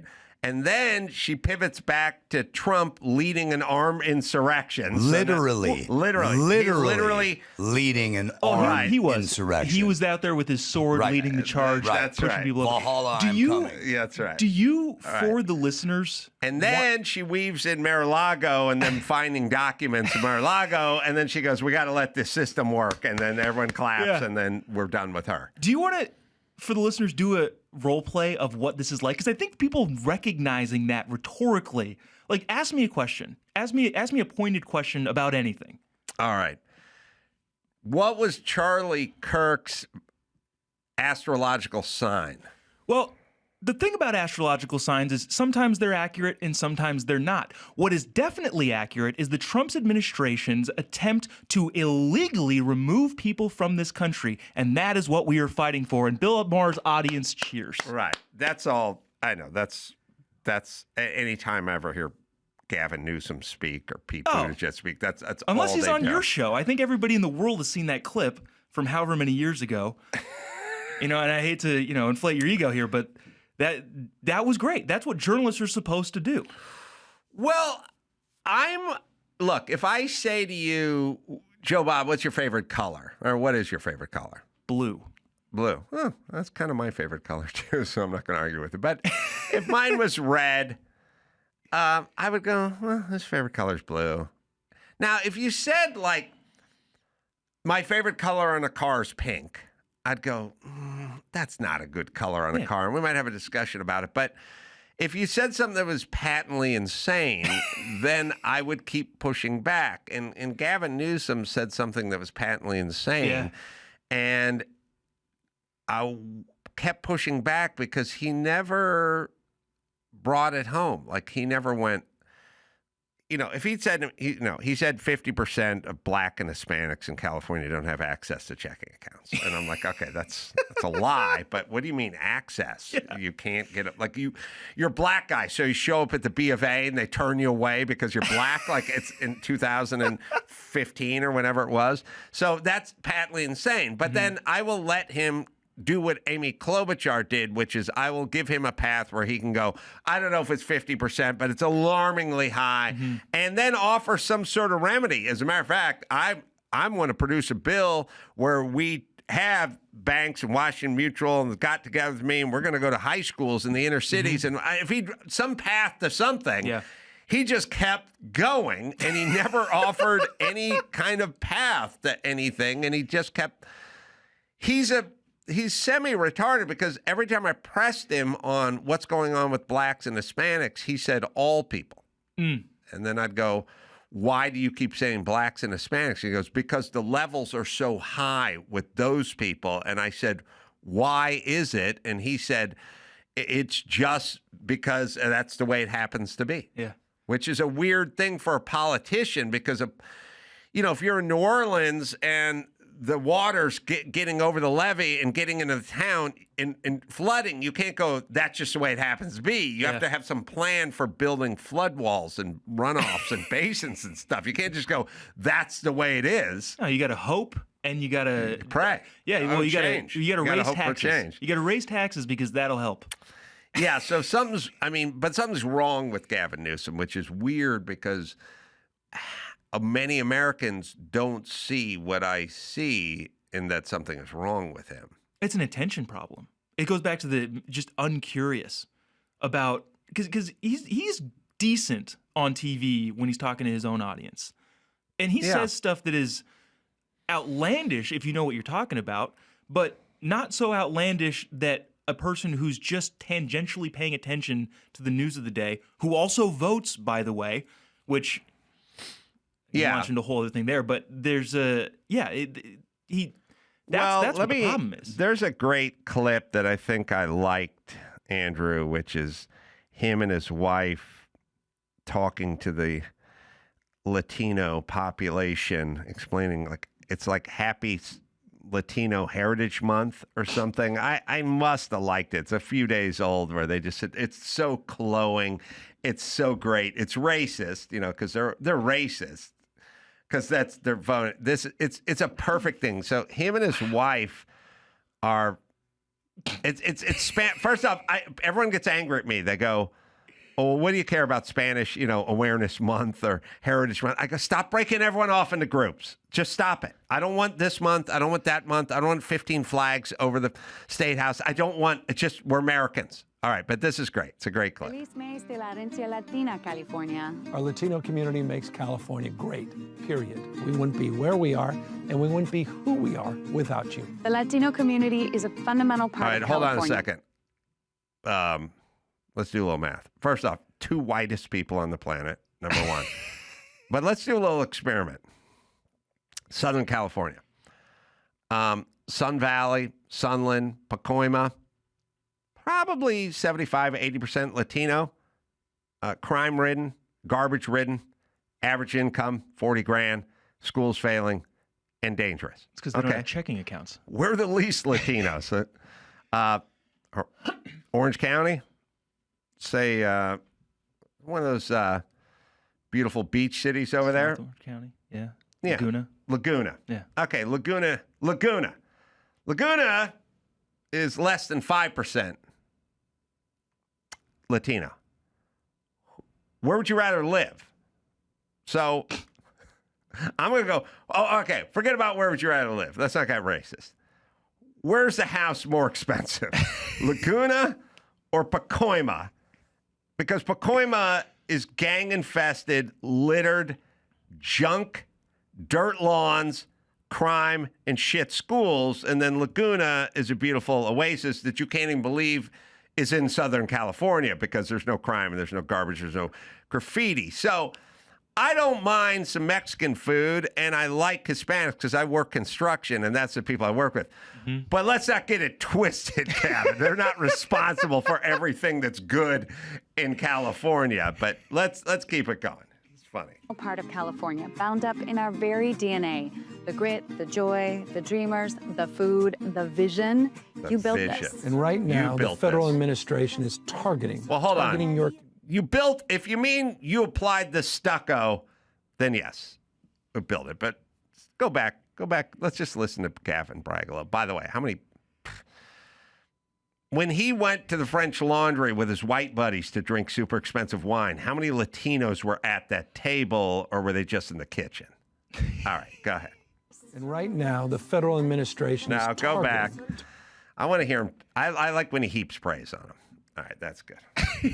We are without you. The Latino community is a fundamental part of California, bound up in our very DNA. The grit, the joy, the dreamers, the food, the vision. You built this. And right now, the federal administration is targeting your community, raiding workplaces, and separating families. You do not deserve that. This is your home, and we're proud to have you here. And we're proud to stand with you, and we're proud to fight for you. We honor you, not only the Latino and Hold on a Chicano second. icon. This is your home, and we're proud to have you here? If it's your fucking home, Dawson, you got a home? Yeah. Are you proud to have me? Hey, I'm proud to have you at your house. Also, it's your house, isn't it? Now, if you said that to me, built it, if you right? just said that to me, it'd be one thing. But if you said that to me with ranchero music playing at a low level, I'm in there. It's true. All right, well, we'll keep it going. Stand with you, and we're proud to fight for you. We honor you, not only the Latino and Chicano icons that we all know, but our everyday heroes. Look, from the Tecate commercials. The papás guiding their kids, the maestros y maestras opening doors, los trabajadores harvesting food and nourishing our state and helping to rebuild Los Angeles. Hold on. So what did she say? The Latino heroes like Cesar Chavez, who was the most fervent opponent of illegal immigration there was, came up with the term wetback. Literally used it constantly. Mm-hmm. Oh, is that the Latino leader that you're heaping so much praise on? She didn't bring up any names. I think Fernando Valenzuela. Yeah. She's talking about some ex-Dodgers. Fernando. Yep. All right, so we couldn't have done any of this without them, except for, I think we've got to give it a shot. All right, here we go. The leader stepping up and into public service.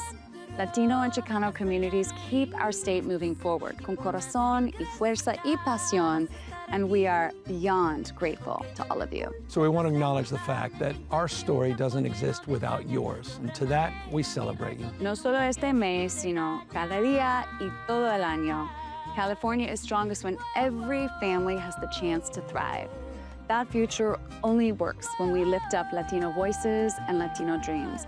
That's the California we believe in, and that's the California we're building together con ustedes. Happy Latino Heritage Month, California. I don't know why I find all this gross. Because I know they don't mean any of it and they don't give a shit. The last 5 years, all they did was eliminate the middle class in California. Everybody fucking left. Yeah. All right. There's this thing where they go, I don't know why it drives me nuts. Not every family has the ability to thrive under the lockdown rules of California. It's fundamental and generational family damage. I agree, but for some reason, it's like when women especially will talk to like a 9-year-old and go, look at you, you little superstar, you're a rock star. This fucking kid's picking his nose and eating it right now, and he's reading 2 grade levels below his age. Like, I hate that we couldn't have done it without you, every one of you. Without you, we would have, like... It's belittling. It reminds me of, I don't know if you remember after the Biden and Trump debate when Jill Biden came up on stage and was like treating Joe like he was a child. You did it, Joe. You answered all the questions. You did it, Mexicans. You harvest all the vegetables. Joe, that's the vibe that I get from that. You cleaned all our toilets. You harvested all the vegetables. You ate all the soup. You wiped all the asses of our elderly. You cleaned up all the vomit and the bedpans. And Joe, you earned a lollipop. Here's a sinister thing. By the way, but here's an interesting thing. When I see Jill Biden get up on stage and go, Joe, you answered all the bad man's questions and you done good, Joe. You done good. I feel dirty. Like, I feel like I want to take a shower. Like, when I see this, I feel like I want to take a rape bath. Like, I want to just sit in a hot tub and weep openly. And many people I know are like, I like that dude. And I'm like, you like that? Dude's the grossest sociopath in the world. Like, okay, people on the left, you know when you see the preacher with the jet black hair and the spray tan and the pinky ring and you want to throw up? Yeah. Because you know he's so full of shit. They go, I hate that guy. I go, that's who this is. Except for you vote for this guy. Here's a sinister thing that not many people see or realize, but with one hand, Gavin Newsom is praising the Latino farm workers who feed this country, and with the other hand, he's shutting off the water to those very farms. Yes. I just want to hear the beginning. I just want to hear his riff. And by the way, you would think, again, the overpraise. It's like when they go, without the gay and trans community, we wouldn't be. I think we'd be fine. We'd be fine without. As a matter of fact, we did fine without the trans community for a long time. I'm not saying get rid of the trans community. I'm saying I think City Hall would still be there. And I'll bet you the Golden Gate Bridge would be there. And I bet Disneyland would still be there without the trans and gay community. Do you think? Maybe. That's like Brandon Johnson, the mayor of Chicago, saying Chicago would not be here without slaves. Yeah, I know. Like, when did that happen? I must have missed it. Slaves built Chicago, but I get, Yeah, they built Wrigley. Did you know that? Yeah. They placed the last brick in the wall at Wrigley. Mm-hmm. Well, they built all of California, too. The slaves planted the ivy at Wrigley. All right, let's listen to the beginning. This is great. Feliz mes de la herencia latina, California. Our Latino community makes California great, period. We wouldn't be where we are, and we wouldn't be who we are without you. The Latino community is a fundamental part of California, bound up in our very DNA. The grit, the joy, the dreamers, the food, the vision. You built this. And right now, the federal administration is targeting. So, and by the way, how stupid do you have to be to go? The two whitest people in the world who live in an $8 million house and hung out with the Getty oil family. Right. They love us. I'm curious how much makeup she has to wear in order to make it appear that she's wearing no makeup. Is it racist? Mr. Al. Is it racist to do the accent? Yeah. Like she's doing? Like if you're at Chipotle and you're ordering a burrito, do you say, I would like a burrito, or do you go, yo quiero burrito? Or is that racist? I go, I want the arroz con pollo. Jefe. And frijoles el negro. Yeah. I know. It's all gross. It's all retarded. It's all stupid. And my only thing is I would be the world's worst California politician because I'd go, what are we doing today? We got to cut this video. It's Latino. I'd go, I don't want to. Can I have a fucking assistant do that? No, you got to get up there with your wife. That bitch? What the fuck's she in this video for? You're a couple. She's the first person, or whatever we're calling her. We don't call her first lady. Right. First partner. She's your first partner. We're going to stand. Oh, Jesus Christ. Where is she? She's in makeup. Oh, yeah, why don't you call me when she's not in makeup? Because that's the only time that bitch is in makeup. And then what? You got a prompter? Yeah, we got a prompter. What do we do? You just heap some bullshit on the Latin community, talk about shit they do, picking stuff and building stuff, the usual bullshit. Remember you did that thing for the Armenians? Right. It's the same teleprompter. We just took out the word Armenian and we put Latino in it. She's not going to do her Spanish accent, is she? No, we're going to make her do the Spanish accent. The Spanish accent. Yeah, it is. It's borderline racist, but. All right. Okay. First off, I'm not going to do 2 takes. Get a second camera so they can edit this thing. Number 1. Number 2, go to my bathroom. Under the sink, there's a bottle of Jack Daniels. I'm not going to be drunk. Don't get me wrong. I just need something to take the fucking edge off, because when this shrew starts up with the Spanish, I knew Linda Ronstadt back, and then, Jesus Christ, shut up and go blow Harvey Weinstein. Would you over there? Jesus Christ. Oh, it's so yucky. It is yucky. It's weird. But you're right. The point you make, you're right. When I see people who I always thought were sane and normal, and I see them fawning over this man, and I believe they do because they simply hate Donald Trump. That's true. But it's disgusting. But this guy should. Here's what I'm saying. And I'll tell you what I'm like. You're too young, Jobob, but in 80s and 90s movies, once in a while there'd be a movie, like a crime movie, and it'd be a blind woman. And the blind woman, at some point in Act 1, would be going on a date, and the guy would show up. And the guy would show up, and he'd have his hair slicked back, and he looked a little slimy, but we didn't know if he was a bad guy or a good guy yet. Just good looking, little dicey, but we didn't know. And then he'd come in and go, I got you flowers. And she'd go, oh, thank you. Let me have a seat. And at some point, they'd cut to the dog, and the dog would be growling. And she'd be like, Skipper, Skipper, mind your man. He never growls at anyone. But when you're watching a movie, the dog knows he's a fucking bad dude. The dog knows. And I feel that when I see Gavin Newsom, I'm like Skipper the dog. I'm like, it's a bad dude. He's a bad dude. And then I talk to other people and go, oh, yeah, I'm going to vote for him. You don't think he would lose 48 states, though? Oh, yeah. He can't be president. Yeah. This is the same guy that cheated on his wife with his best friend's wife while she was working for him in the mayor's office, right? Yeah, bad dude. Listen, he's a piece of shit, but people don't overestimate or underestimate people's ability to be dumb and make horrible decisions. But no, I can't. Also, it's a weird. Okay, so here's what he's got to sell, but here's what all Democrats have to sell, like California style Democrats. Mm-hmm.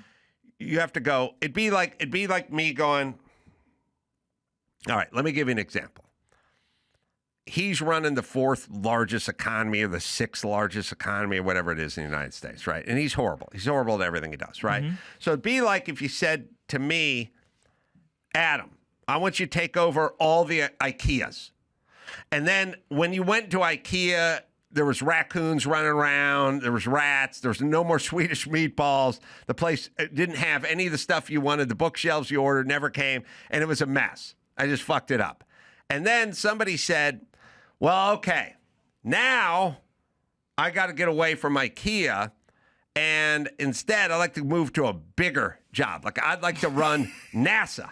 And then people go, well, we saw the way you ran IKEA. And then I go, I'm not going to do any of that shit. I got a new plan. And it's like, well, why wouldn't we think you just do the same shit you did when you ruined California? Like, oh, no, I've abandoned all the stuff I did that ruined California. I want to go national, and I'm not going to do any of the stuff I fought for and did for all those years in California. It's like, I just saw you ruin IKEA. Why would I think you would take over Nabisco or Unilever or whatever other huge company, Toyota?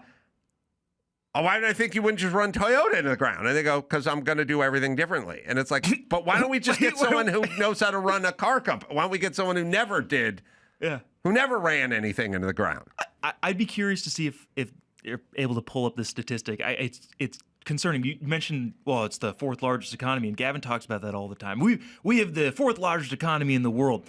California has added an astronomical amount of government jobs to increase the economy, which is like you giving your kids an allowance and saying, wow, our household income just went up. Right. How fantastic is that? Right. Which is a hilarious They're great. Well, you never heard this one, but it's him and Kara Swisher, which I'm only playing because you're here, but Jobob, because this is Gavin Newsom at his least sensical.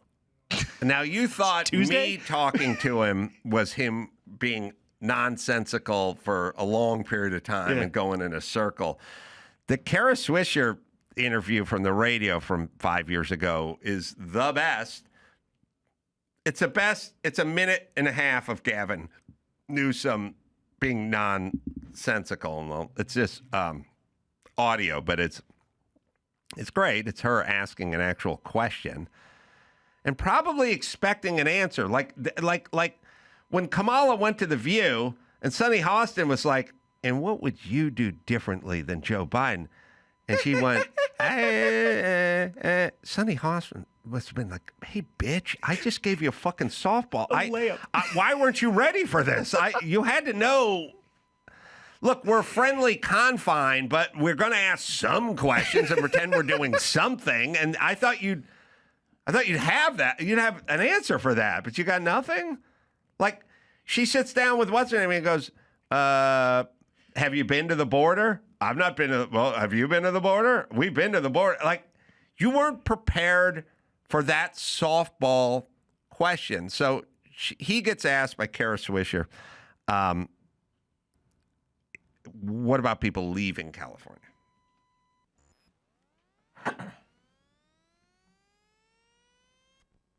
Former Governor Brown said it best, where the hell are you going to go? And, you know, I love Texas. Don't get me wrong. Is that the new California motto? Where the hell are you going to go? I don't know, but he said it. But it was an interesting point, because where are you going to get so many of the other things in the balance sheet? But you are aware that I've lived there for 2 decades, essentially. And this is the first time I've had people really talking about not being there and not that they could figure it out somewhere else. I don't think that's true. I think they can figure out where they're going to go. Yeah, and then that means, but it's not a zero-sum game. Right. Okay, I have a friend who just went to Utah. Beautiful. It may be the right thing for him. They've made a ton of money. They have the ability to take their kids out of public school into private school, and they're doing that. And, I imagine they're not going to turn their back forever on California. I'd like to follow up and see if that successful Utah couple has come back, because I don't. You offering up an example of someone who left California is not it's not a fantastic argument. Seems like he just pulled a Rob Reiner there. He did. He pulled a Rob Reiner. Yeah. Rob Reiner did know about it, didn't know about it, didn't know if Bill knew. Do you know? I don't know. Does she know? Amy, your dad was a journalist. Did he know? He's dead. Answer the question. Well, he goes on and on, too, about it doesn't say, they're good, and, we hope to have them back. He says, yeah, they got more money, and all their kids are in private school, and it's beautiful there. They love it. Well, but, maybe they'll come back. Well, he starts with the quote from Jerry Brown. Where are you going to go? Where are you going to go? I didn't say it. Jerry Brown did. Like, he quoted someone he disagreed with. I guess. That 50 seconds was him. That's an insane man. Yeah. Mm-hmm. That person doesn't think. I don't even know. He goes to Kara Swisher, who's going to suck on his ass the whole time, and she asks him a softball question. And he could go, California's got beaches and mountains, and it's beautiful, and maybe there's a little too much red tape, and I'm trying to thin that out a little bit now to make things a little more hospitable to businesses, and I think that will attract more people. Whatever. His answers, I know a couple who moved to Provo. Well, it's interesting, too, because it's also it has to be the people around him, and those are the same types of people that are around Kamala. You brought, when you're talking about The View, where Sonny Hostin just gives her a layup and just whiffs it. That show was after, I want to say, if my memory serves me, she had just done George Stephanopoulos, and he asked her the same layup question. And in between those two interviews, nobody thought to say, we should probably come up with an answer for this. At no point. It's a weird thing. I mean, anybody who's been involved with any court, anything, before you get deposed, you'll sit down with your lawyers and they'll start asking you tough questions. Mm-hmm. They'll go, don't say that. No. Mm-hmm. Don't say that. Say this. Mm-hmm. Whatever. And you work it out. I mean, that's what, Dr. Phil probably did that back in the day. Yeah. All right. Jobob, let me give you a plug. Where should people go to find your stuff? Jobob, pretty much anywhere. There's not many brown guys named Jobob, definitely not ones that have all their teeth. Are you one of the brown guys who cleans the toilets or picks the cabbage? I actually, I can't think of anything witty. I was going to say plays the sports, but I don't think I have that much melanin in me. Football, there we go, I could do that. No, one grandparent was Joe, the other one was Bob, so that's how you get Jobob. You got a brown guy with a hillbilly Alabama backwoods name. But Jobob everywhere. Everywhere. I'm going to be in Albuquerque, New Mexico, coming up at the Chemo Theater, September 26th, and then Flagstaff, Arizona, September 27th at the Orpheum Theater. And you can go to AmCarolla.com for all the live shows, because I'll be in Vegas, I'll be in Burbank, and I'll go everywhere. And until next time, it's Adam Carolla for Jobob saying mahalo.